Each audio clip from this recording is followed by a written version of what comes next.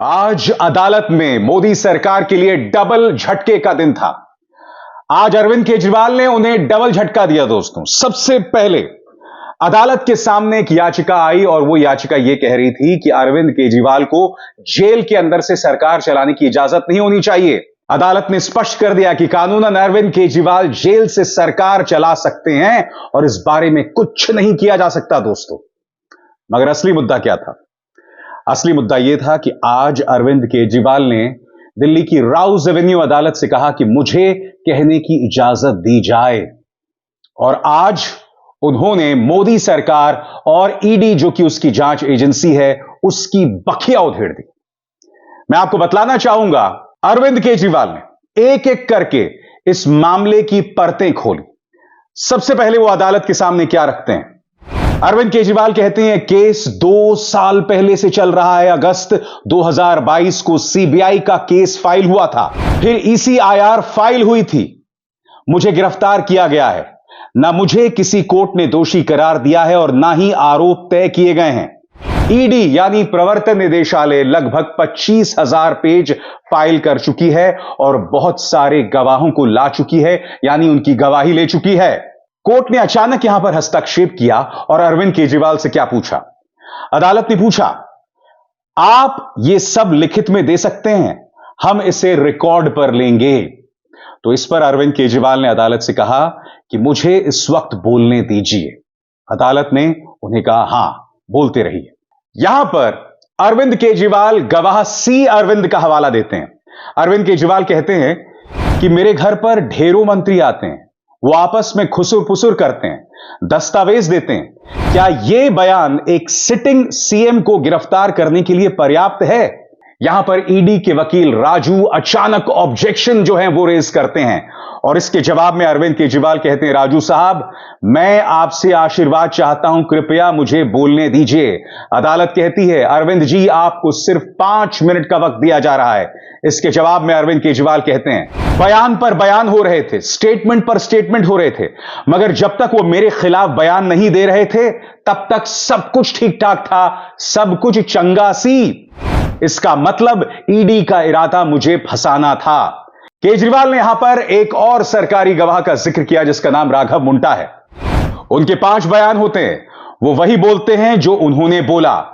जब उनके पिताजी बयान बदलते हैं उसके बाद उन्हें छोड़ दिया जाता है। ये जो 6 बयान हैं जिनमें से वो मेरे बारे में नहीं बोलते हैं, वो रिकॉर्ड पर नहीं लाया जाता। अरविंद केजरीवाल इसके जरिए क्या कहने की कोशिश कर रहे हैं? यहां पर 2 चीजें कह रहे हैं। पहली बात, जब तक गवाह अरविंद केजरीवाल के खिलाफ कुछ नहीं बोल रहा है, इसे रिकॉर्ड पर नहीं लिया जाता, मगर फिर उन पर दबाव बनाया जाता है। दबाव होता है गिरफ्तारी का, दबाव होता है एजेंसी की कार्रवाई का। नतीजा, जैसे ही वो केजरीवाल के खिलाफ बोलना शुरू करते हैं, उसे तुरंत रिकॉर्ड में ले लिया जाता है। आगे, अब मैं कहना चाहता हूं, ये शराब घोटाले के पैसे आखिर हैं कहां? केजरीवाल ने सुप्रीम कोर्ट के फैसले का हवाला देते हुए कहा, ये जो 100 करोड़ बोल रहे हैं वो तो असल में कहीं नहीं है। यह असली शराब घोटाला शुरू होता है ईडी की जांच के बाद, यानी कि मोदी की जांच एजेंसी की जांच के बाद। केजरीवाल कहते हैं, ईडी का मकसद आम आदमी पार्टी को कुचलना है, और यहीं पर ईडी के जो वकील हैं राजू, वो अपनी आपत्ति दर्ज करते हैं, ऑब्जेक्शन रेज करते हैं। केजरीवाल फिर शरत रेड्डी का जिक्र करते हैं, वो शख्स औरबिंदो फार्मा के शरत रेड्डी जिन्होंने गुप्त चुनावी चंदे के जरिए मोदी सरकार को 55 करोड़ रुपए दिए थे। अरविंद केजरीवाल क्या कहते हैं आपकी स्क्रीन पर? शरत रेड्डी ने 55 करोड़ का डोनेशन बीजेपी को दिया। मेरे पास सबूत हैं कि यह रैकेट चल रहा है, मनी ट्रेल स्थापित है। गिरफ्तार होने के बाद उन्होंने बीजेपी को 50 करोड़ का चंदा दिया। और यहां पर अरविंद केजरीवाल एक सनसनीखेज बात कहते हैं। वो कहते हैं कि ईडी मुझे जितने दिन हिरासत में रखना चाहे, रिमांड पर रखना चाहे, रख सकती है। यहीं पर केजरीवाल के जो वकील हैं गुप्ता, वो स्पष्टीकरण देते हैं। वो कहते हैं, अरविंद केजरीवाल कह रहे हैं कि वो इस आधार पर रिमांड का विरोध नहीं कर रहे कि मनी ट्रेल स्थापित हो गया है। ये यानी एजेंसीज उसे भी तो इन्वेस्टिगेट करें, उसकी भी तो जांच करें।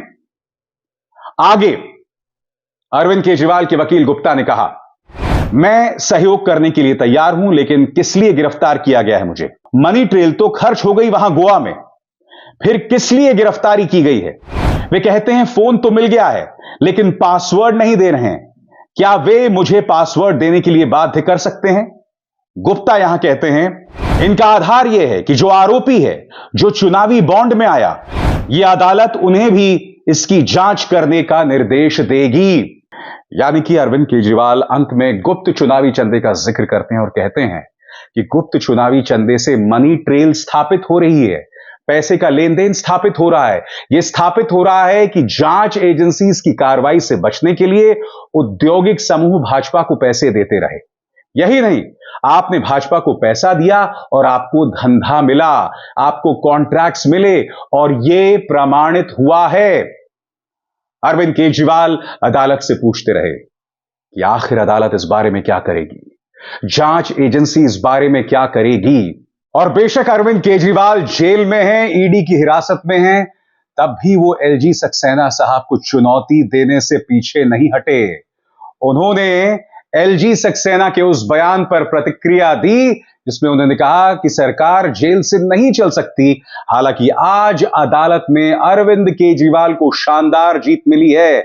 सुनिए क्या कहा उन्होंने एलजी साहब के जवाब में। सीएम सर, एलजी सेम की सरकार जो है वो जेल से नहीं चलेगी। What would you like to say on this? LG कह रहे सरकार जेल से नहीं चलेगी। ये पॉलिटिकल षड्यंत्र है, जनता इसका जवाब देगी। मैं फिर दोहरा दूं, आज एक याचिका सामने आई थी जिसमें अदालत ने स्पष्ट कर दिया कि इस मुद्दे को लेकर राय पहले से ही स्पष्ट है, लिहाजा इस याचिका के कोई मायने नहीं है। अरविंद केजरीवाल की पत्नी सुनीता केजरीवाल भी वहां मौजूद थी और सुनीता ने कहा कि किस तरह से अरविंद केजरीवाल को टॉर्चर किया जा रहा है। सुनिए। बहुत परेशान किया जा रहा है, बहुत तंग कर रहे हैं उनको। उनकी तानाशाही नहीं चल पाएगी, जनता इसका जवाब देगी। और यही नहीं, पंजाब के मुख्यमंत्री भगवंत मान जो हैं वो पिता बने हैं, उनके घर बेटी हुई है। ईडी की हिरासत से किस तरह से वो भगवंत मान को बधाई दे रहे हैं, आइए देखते हैं। बहुत बहुत शुभकामनाएं, मान साहब की बेटी हुई है, बहुत बहुत। मेरा यह मानना है दोस्तों कि अरविंद केजरीवाल का बोलना एक मास्टर स्ट्रोक था, क्योंकि अरविंद केजरीवाल को गिरफ्तार करके भाजपा ने अपना ज्यादा नुकसान किया है। अगर अरविंद केजरीवाल बाहर होते तो इस तरह से उन्हें शहीद बनने का मौका नहीं मिलता, क्योंकि आप और हम सब जानते हैं कि शराब घोटाले की बुनियाद क्या है, उसकी जमीन क्या है। आप और हम सब जानते हैं कि आजाद भारत के इतिहास में अगर कोई बड़ा घोटाला सामने आया है तो वो है सीक्रेट इलेक्टोरल बॉन्ड्स, जिसकी जांच भी करने से भाजपा इनकार कर रही है। तो स्वाभाविक सी बात है, ये तमाम बातें अरविंद केजरीवाल ने रखी, और जैसा कि कार्यक्रम की शुरुआत में मैंने आपको बताया कि बाकायदा एक याचिका दायर की गई थी कि जेल से अरविंद केजरीवाल सरकार नहीं चला सकते, अदालत ने उसे भी खारिज कर दिया। आगे क्या होगा? 1 अप्रैल तक अरविंद केजरीवाल की हिरासत, रिमांड मिल गई है, मगर जैसा कि अरविंद केजरीवाल ने कहा कि मुझे कोई दिक्कत नहीं है रिमांड में बने रहने से। अभिसार शर्मा को दीजिए इजाजत। नमस्कार। स्वतंत्र और आजाद पत्रकारिता का समर्थन कीजिए, सच में मेरा साथी बनिए। बहुत आसान है दोस्तों, इस ज्वाइन बटन को दबाइए और आपके सामने आएंगे ये 3 विकल्प, इनमें से एक चुनिए और सच के इस सफर में मेरा साथी बनिए।